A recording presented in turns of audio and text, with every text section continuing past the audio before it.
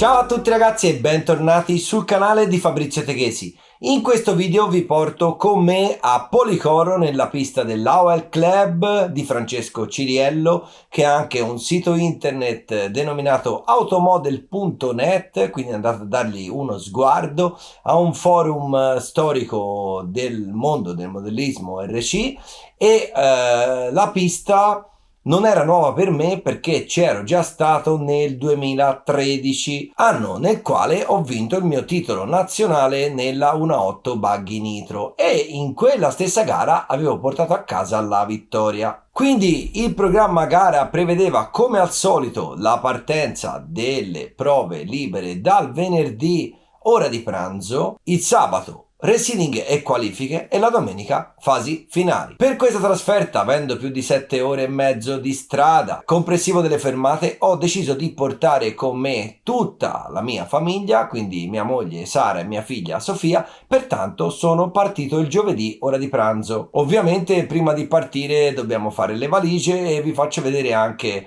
cose che accadono quando decidete di portarvi due donne con voi alle gare.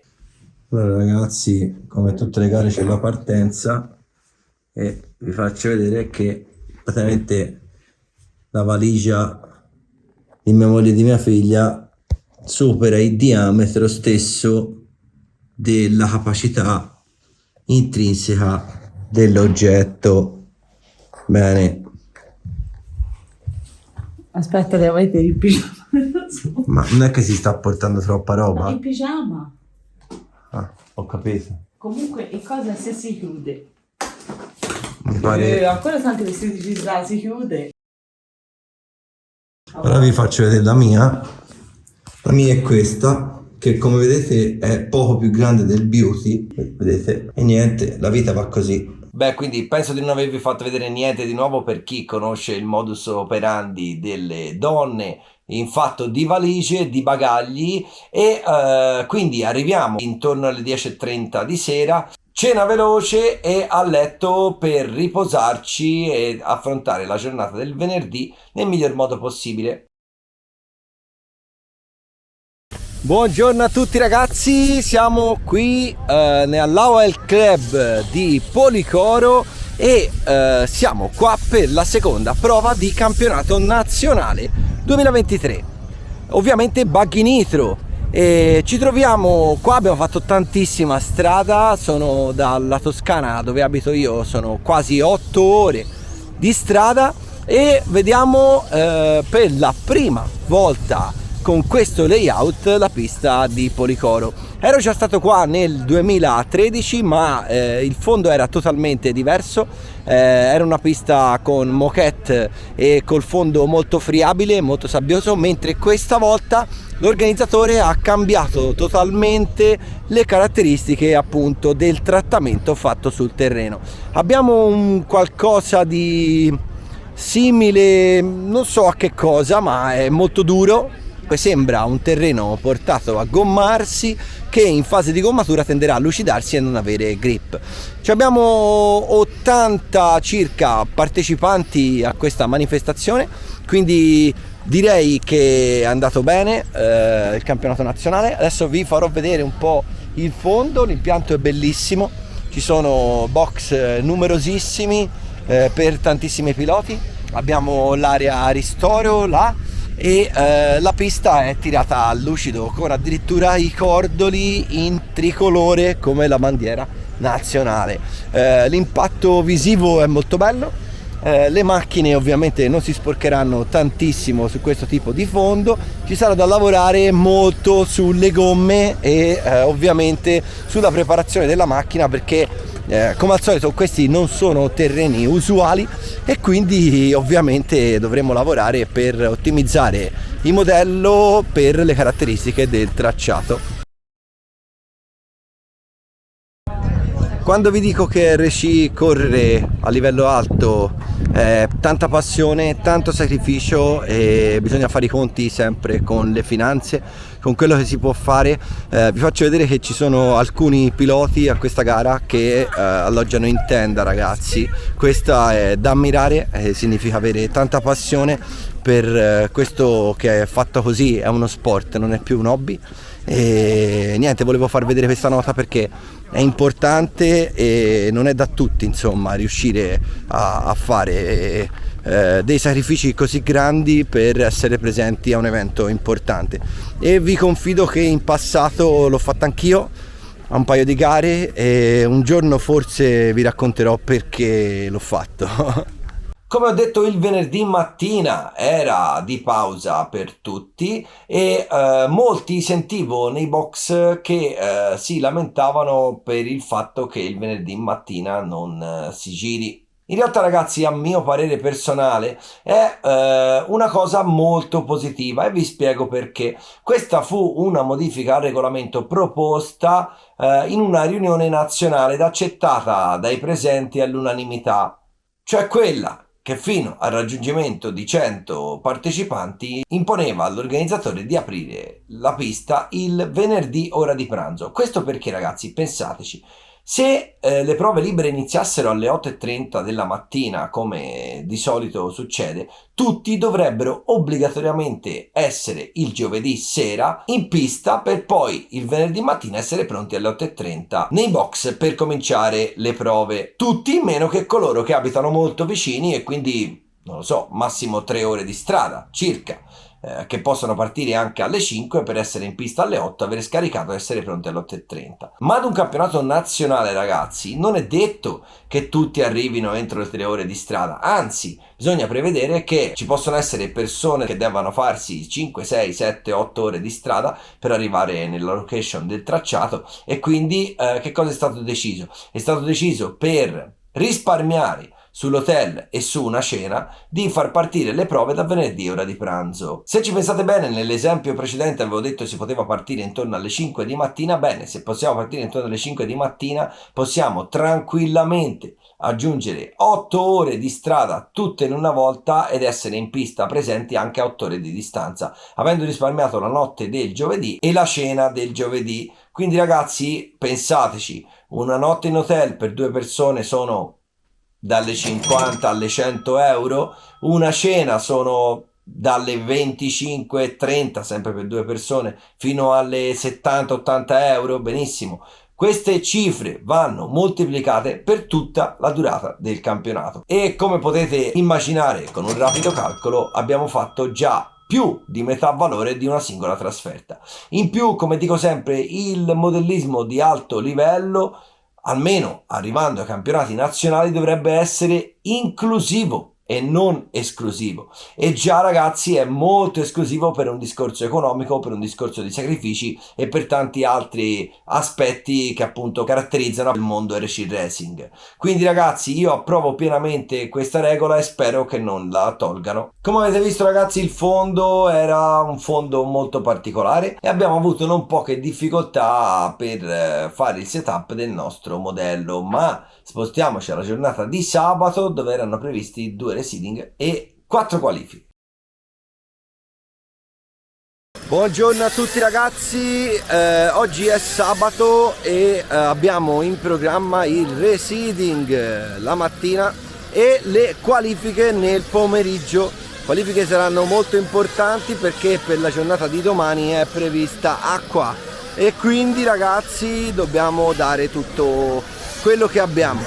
Nella giornata di ieri abbiamo avuto non poche complicazioni dovute anche dalla mia poca propensione ad adattarmi ai nuovi circuiti che ho da qualche anno a questa parte e siamo stati veramente poco competitivi. Abbiamo lavorato tantissimo sulla macchina, ma non abbiamo risolto granché i nostri problemi. Vediamo oggi che cosa succede. Avremo appunto 2 di reseeding la mattina e dobbiamo cercare di dare il 100%.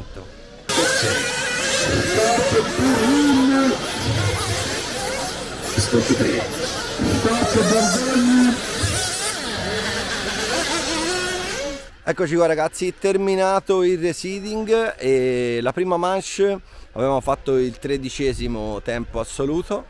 Abbiamo fatto ancora modifiche alla macchina, nello specifico ho tolto gli irrigidimenti di carbonio sul posteriore e la macchina andava molto meglio nella seconda di reseeding, però ho fatto tantissimi errori perché da quando andava forte la macchina mi sono lasciato prendere la mano e ho commesso diversi errori di troppa foga, cioè praticamente, quindi è soltanto colpa mia. Adesso la macchina non andava assolutamente male, questa è una buona base di partenza a livello di setup. Purtroppo in questa fase cominciano le qualifiche e niente, vediamo che cosa accade. Ovviamente sono nella seconda hit, non in quella dei più veloci.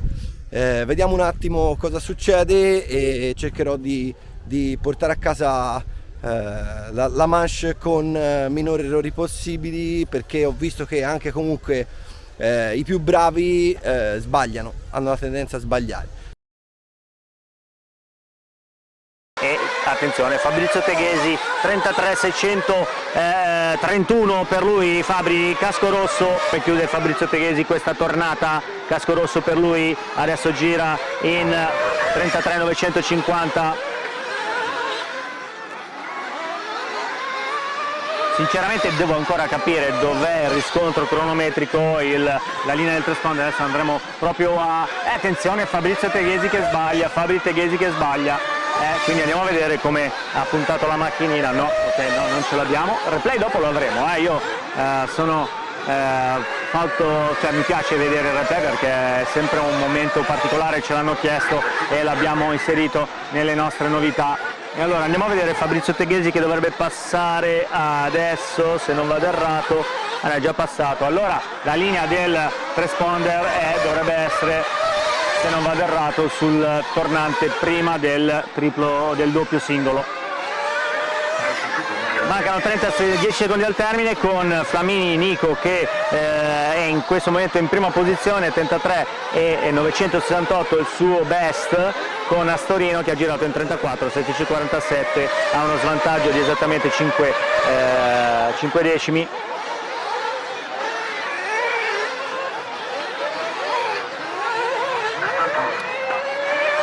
Conclude in questo momento la qualifica per quanto riguarda la batteria numero 2 della Pro.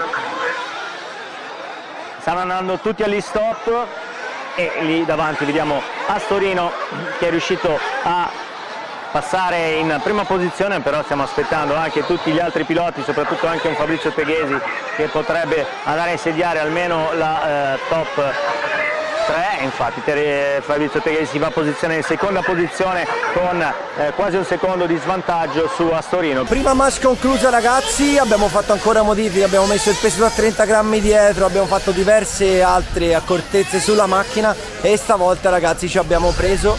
La nostra macchina andava sensibilmente meglio del reseeding, però purtroppo avevamo un passo incredibile, potevamo fare il sesto assoluto in questa qualifica, ma ragazzi ho commesso 2 errori e quindi ho finito in posizione 11 assoluta.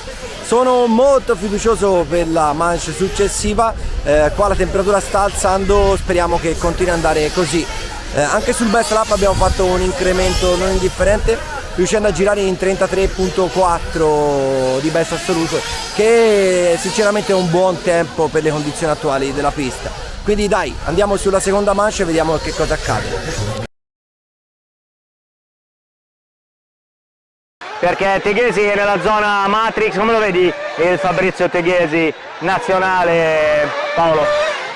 Ma Fabri continua a dirci tutte le volte che lo intervistiamo che non conosce ancora bene la macchina, che l'ha usata poche volte, però se questo vuol dire conoscere poco la macchina, sono abbastanza curioso di vedere quando la conoscerà bene che cosa ci tira fuori, perché sta guidando veramente molto concentrato, molto bene. Prima ero giù in pista a fare qualche video mentre stavano girando nella manche precedente e fa un passaggio bellissimo sul panettone, quello di taglio, lo vedo veramente bene, veramente concentrato.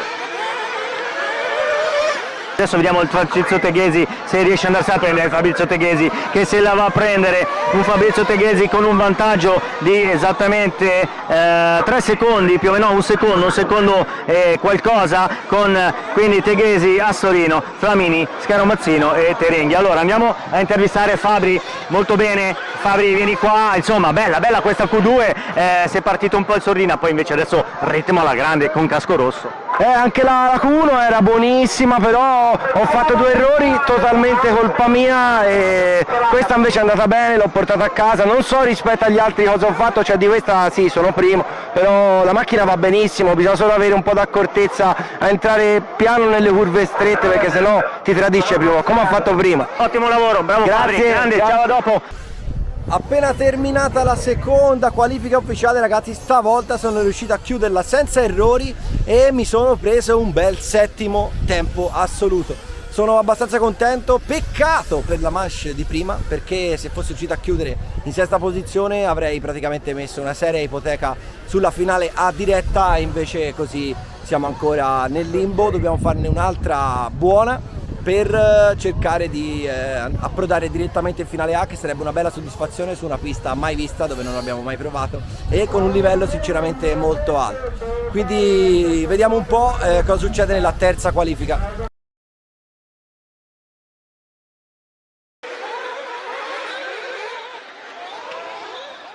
Intanto Nico Flamini, primo giro per lui, cronometrato 33.334 con Michelucci 34.561, Terenghi Davide 33.130, anzi no, quello è il tempo di Teghesi, 34.592 per Terenghi, con Cerbai 36 alto, e poi abbiamo anche Carlesi 37 con un Astorino che gira in 33.402, e il più veloce in questo momento è Fabrizio Teghesi, che ha un vantaggio di esattamente 2 decimi su Nico Flamini.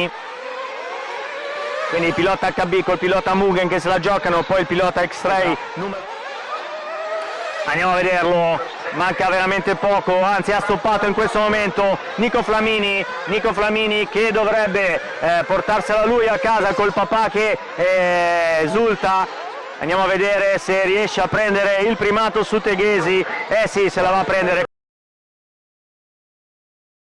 Era Davide Terenghi che è qua sotto, il pilota lombardo con Camamo, e poi dietro abbiamo quella di Nico Flamini. Allora era Nico Flamini che aveva sbagliato, adesso prova l'aggancio a Camamo, lì va dentro, bellissimo il sorpasso di Nico Flamini, andiamo a vederlo, bello, andiamo a replicare questo piccolo sorpasso, ho trovato uno sporco, purtroppo Camamo va largo, mentre Nico Flamini si inserisce e riesce a essere continuo in quello che è la sua qualifica numero 4. Allora seguiamo sempre il pilota marchigiano con il pilota ligure quando è finito il tempo, con Gabriele Astorino che a questo punto se la sta per portare a casa, e se la porta a casa Gabriele Astorino.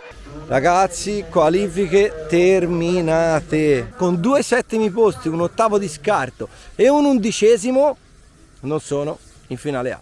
Parto primo dalla finale B, ragazzi, altri 30 minuti di fuoco con condizioni incerte, e sono veramente triste che non vi potete immaginare, perché non ho ricordanza di altre gare dove con 2 settimi posti non si è finiti in finale A, e questa volta il target per entrare era altissimo e niente, dobbiamo fare di nuovo la finale B e prepararci al meglio per domani. Le condizioni meteo sono incerte, danno pioggia dalle 9 di stasera e non lo so, speriamo bene, speriamo di aver fatto le scelte giuste, la macchina va forte, abbiamo volutamente usato sempre le stesse gomme per avere la possibilità di capire anche la durata di un'ipotetica finale. Penso che partirò domani mattina molto presto per venire qua in pista e rifare la macchina in base alle condizioni della pista che ci saranno domani. Ripeto, vediamo se piove, se non piove cosa succede. Avete visto, ragazzi, nonostante qualifiche favolose non sono riuscito a centrare la top 10 che mi avrebbe consentito di entrare direttamente in finale A. E qui ragazzi, per coloro che non conoscono perfettamente il meccanismo delle gare nazionali, voglio provare a spiegare il perché ciò non è accaduto. Perché con 2 settimi posti non sono riuscito a entrare nella finale A? Ad ogni gara nazionale ci sono 4 qualifiche, a meno che l'organizzatore, per problemi di tempo, di meteo o di qualunque altra ragione logica, non decida di toglierne alcune. Ad esempio, la prima gara a River Park ci sono state soltanto 3 qualifiche, mentre in questo caso lo svolgimento era normale con 4 qualifiche. Di queste 4 qualifiche vengano presi i migliori 2 risultati, gli altri 2 vengano scartati. Ogni qualifica dura 5 minuti e al termine di ogni giro di manche viene stilata una classifica in base a giri tempo. A questo risultato vengano assegnati dei punti, quindi al termine dei 4 giri di qualifica avremo 4 punteggi. Il tempo ragazzi non conta, quindi ragazzi facciamo l'esempio su me stesso. Io avevo 2 settimi posti nella Q2 e nella Q3, la Q1 e la Q4 le ho scartate. Nella Q2, dove ho fatto la prima volta il settimo posto, avevo 9 giri in 5.03 netti. Nella seconda, che era sempre un settimo posto, avevo 9 giri in 5.06. Quindi come vedete la seconda qualifica è stata più lenta di 3 secondi. Ciò nonostante ho preso lo stesso il settimo posto assoluto, esattamente come la manche in 5.03. Cosa succede? Nella quarta manche, ad esempio, se avessi fatto di nuovo 5.03 sarebbe stato il quinto tempo assoluto. Perché questo? Perché tante volte quando magari i piloti più veloci commettano degli errori o sbagliano più volte o si fermano per un problema tecnico, quella posizione viene persa e viene guadagnata da altri che normalmente sarebbero arrivati in delle posizioni inferiori. Quindi tante volte, se si ha la fortuna di fare un buon tempo in una manche dove si sono fermati diversi piloti, si ottiene un piazzamento migliore rispetto ad altre manche dove magari abbiamo fatto un buon tempo ma non si era fermato nessuno. Quindi quando nelle posizioni di testa, nella top 10, ci sono tanti stravolgimenti di classifica tra una manche e un'altra, ovviamente la quota per salire in finale diretta e quindi per prendersi una posizione nella top 10 sale, e in questo caso specifico con 2 settimi posti non si entrava in finale A. Buongiorno a tutti ragazzi, oggi è domenica, come vedete il cielo è nuvoloso e ha piovuto, quindi noi dovremmo partire per la finale B, che doveva essere molto più tardi stamani, ma ieri sera hanno compattato il programma e quindi praticamente stamattina c'è una finale e poi ci siamo subito noi. Quindi ha piovuto, però la pista non sembra aver perso le caratteristiche del fondo, sembra molto simile e vediamo che cosa succede. La macchina ieri andava molto bene, speriamo che oggi faccia altrettanto. Allora ragazzi, news della mattina. Non ve l'ho detto, ieri ci avevano detto di ritrovarsi tutti qua alle 8:30 per un briefing dove in base alle condizioni meteo avrebbero deciso il da farsi. Stamattina nel briefing hanno comunicato che ci sarà un giro di prove libere e niente, facciamo queste prove libere e vediamo. Prove libere concluse, sinceramente non c'è grande differenza rispetto a ieri, nonostante abbia piovuto di nuovo anche stamattina mentre eravamo in pista, e quindi la macchina non va male. Vediamo che cosa succederà nella finale B. Bene ragazzi, quindi siamo pronti per partire per questa finale B e purtroppo ha iniziato a piovere. Nei 3 minuti al via ragazzi la macchina era disastrosa, non girava, non avevo sterzo e scivolava in accelerazione, le gomme non avevano grip e mi ero portato per l'evenienza delle Nova Super Soft e quindi dico ai miei meccanici di cambiare le gomme anche a costo di partire in ultima posizione proprio a 30 secondi dalla partenza. Riescano per fortuna a cambiare le gomme e a mettere quelle che gli avevo preparato e ci portiamo in allineamento. Siamo pronti, countdown!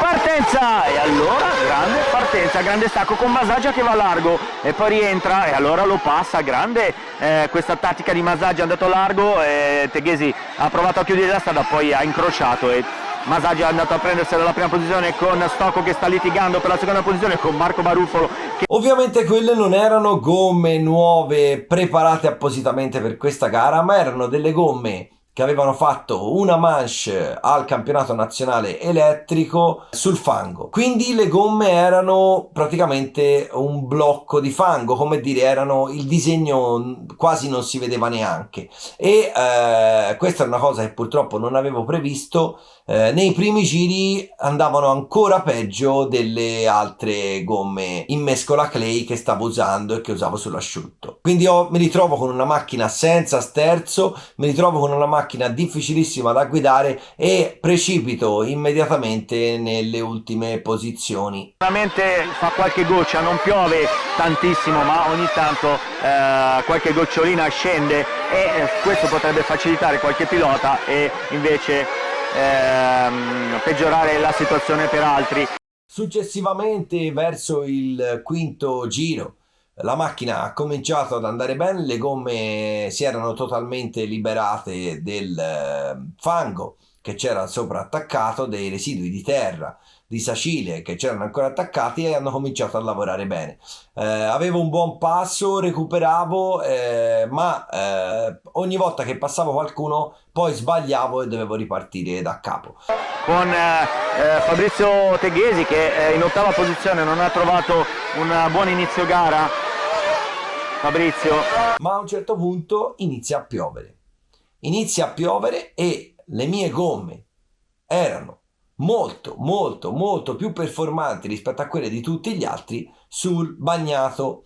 Quindi mi sono messo con calma, ho cercato di guidare con linee pulite e ragazzi ho recuperato tutto, sdoppiandomi da Masaggia che era in seconda posizione e andandolo addirittura a riprendere per poi sorpassarlo. Ma adesso si sta scivolando perché vedo le macchinine che scivolano perché forse sta incominciando a piovere e con De Renghi che va largo, con Scaramozzino anche e allora situazione difficile con De Renghi che addirittura va a prendere un chiodo e allora adesso diventa difficile perché le macchinine scivolano. Si vede già da come veramente stanno pattinando, le staccate diventano più difficili e quindi bisogna essere più accorti, quasi sulle uova in questo momento perché Terenghi cerca di mantenere la terza posizione, è veramente una danza ragazzi, scivolano di brutto, non riescono a trovare il grip, guardate la situazione in questo momento.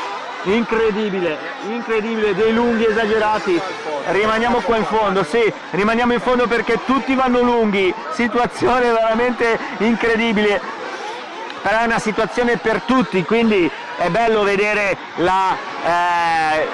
abbiamo aperto le danze, andiamo a vedere la 5 di Terenghi che scivola, trova trazione, dietro abbiamo Scaramozzino e questa è la lotta per la terza e quarta posizione, attenzione, è una roba incredibile ragazzi, lunghissimo. Vediamo adesso il direttore di gara che comunque guarda, controlla ed è una situazione 13 secondi tempi più alti, incredibile.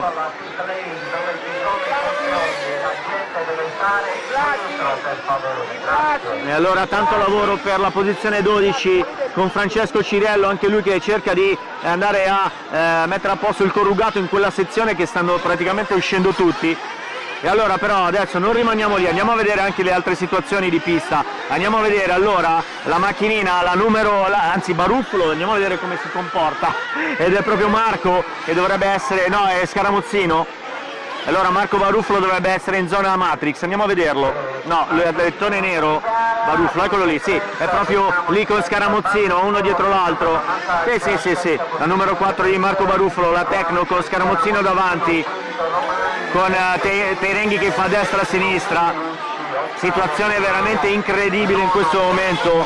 Quindi la mia scelta sbagliata di gomme si era trasformato in un possibile jolly per passare il turno. Quindi la classifica: Baruffolo, Masaggia, Terenghi, Scaramozzino, Teghesi, che nel drifting è riuscito a prendere qualche posizione. Allora, il bene di questa pista è che a questo punto magari ci sarebbe stato del fango, ci sarebbe stato più complessità da parte dei piloti, invece qua comunque le macchinine rimangono pulite, i motori rimangono puliti, tutta quella parte, diciamo, di solito è il fango che potrebbe dare problemi ai motori, in questa fase non c'è, perché comunque le macchinine stanno andando veramente su questo terreno che rilascia l'olio ma comunque non sporca. Con Teghesi, andiamo a vederlo, la HB di Teghesi, che dovrebbe essere, se non vado errato, vicino alla linea di transponder. Sì, eccolo che con la sua HB ha davanti proprio la macchina di Scaramozzino, se non vado errato anche quella di Baruffolo e la macchina di Michelucci. Andiamo a vederli, eccolo Fabrizio che fa il doppio, lo sbaglia, va largo e adesso trova trazione ma va a fare il rifornimento. Andiamo a vedere il rifornimento di Fabrizio Teghesi, poi lo seguiamo un po' con il Bosi e la moglie che vanno a fare il rifornimento. Eccolo che riesce proprio dietro a Terenghi col piccolo tocchettino, ma niente male, adesso stringe davanti a un Davide Terenghi che è un po' più conservativo nelle traiettorie e ha un po' più di difficoltà nel tenere la macchinina in traiettoria. Sicuramente bisogna accelerare meno e cercare di farla scorrere di più, dal mio punto di vista in questa fase la macchinina, e cercare di accelerare il meno possibile. Intanto se la stanno giocando pilota HB contro il pilota Associate, ed andiamo a vederli sulla parte centrale. Ecco, questa è una parte difficilissima dove veramente questi tornanti ampi sono difficili da affrontare, con Terenghi che lo sbaglia mentre Teghesi riesce a trovare la giusta linea. Eccolo qua il numero 1, perché è partito con il numero 1, ricordiamo Fabrizio Teghesi, che adesso è in terza posizione. Vediamo lo svantaggio di più o meno 15 secondi da Masaggia, quindi il podio in questo momento per Fabrizio c'è, ma il bump up, quello che sicuramente è il suo obiettivo, è un po' più difficile. Però attenzione, perché Masaggia in questo momento ha fatto secondo me dei piccoli errori, e infatti sta girando in 52-326, Teghesi in 44. Quello non è è proprio un errore di Masaggia, perché se fosse stato un rifornimento sarebbe stato molto più lento. E allora attenzione, perché Teghesi ha la possibilità di andarsi a prendere il bump up, ma va a lungo Fabri, rientra con Stocco davanti, con Camamo anche. Attenzione, adesso un po' di doppiati davanti dovrebbero far passare, infatti fanno passare, con Masaggia che adesso fa veramente fatica. Masaggia che sta arrivando adesso sul transponder, e Fabrizio è nella zona Matrix. Adesso vediamo il vantaggio, passato in 18:31, vediamo in quanto passa Fabrizio, 18:37, 6 secondi. Quindi si riaccende la sfida per il bump up con Fabrizio che ha davanti 4 piloti, errore, va a toccare, Fabrizio si deve rigirare, si rigira, attenzione, quindi perde adesso, perde posizione, anzi perde secondi che erano preziosi. Un po' nervoso adesso Fabri, che cerca di trovare la traiettoria per affrontare i double, con Masaggia che sbaglia, e allora attenzione, si riaccende la sfida per il bump up. Eccolo Fabrizio che stringe e va a passare Masaggia, e attenzione, se la va a prendere, quindi Baruffolo si trovava in prima posizione, era troppo avanti, quasi imprendibile. Io ero in seconda posizione e ragazzi dovevo soltanto fare un pieno e sperare che la pioggia durasse il più possibile. Con il capoclassifica Baruffolo che ormai è andato, e allora vediamo Fabrizio che arriva, anzi siamo con Fabri sul gobba di cammello, ed ecco che arriva in fondo al rettilineo, staccatona, sì, adesso il grip è tornato. Purtroppo però ha cessato di piovere e la pista si è asciugata molto velocemente, e Ricky Masaggia è riuscito a passarmi, a fare gli ultimi 5 minuti davanti a me, prendendomi addirittura quasi 20 secondi, e finisco terzo della finale B, primo escluso dalla finalissima. Che dire ragazzi, sono molto deluso dal risultato di questa gara. Credevo di poter fare molto meglio, ma il meteo ha condizionato la mia gara e ovviamente anche quella di molti altri piloti. Io avevo lo stesso setup dell'asciutto, tanti piloti invece avevano calato un po' i differenziali in vista dell'acqua, io invece, visto che la domenica mattina mi andava così forte nelle libere, ho deciso di non fare niente e le scelte si pagano. Sono gare difficili, ragazzi, ve lo dico sempre, non è come correre una gara su un circuito che si conosce, del quale conosciamo le caratteristiche, del quale conosciamo le insidie. Qua era tutto nuovo e oltretutto il meteo era veramente veramente incerto. Questo vi fa vedere come, se fosse piovuto 2-3 minuti in più, probabilmente avrei passato io il turno, perché ricordo in condizioni di acqua giravo 7 secondi più veloce di Masaggia, che si trovava in seconda posizione con le gomme da asciutto, però purtroppo lui ne girava 2 e qualcosa più veloce di me in condizioni di pista asciutta. Che dire, dovrò preparare bene l'ultima gara di Volandia per cercare di concludere un buon campionato nazionale e noi, mi raccomando, ci vediamo il prossimo mercoledì con un nuovo video, ma non dimenticatevi di mettere mi piace, di condividere, di farmi qualunque domanda vi venga in mente nei commenti. Ci vediamo, ragazzi, il prossimo mercoledì con un nuovo video. Ciao!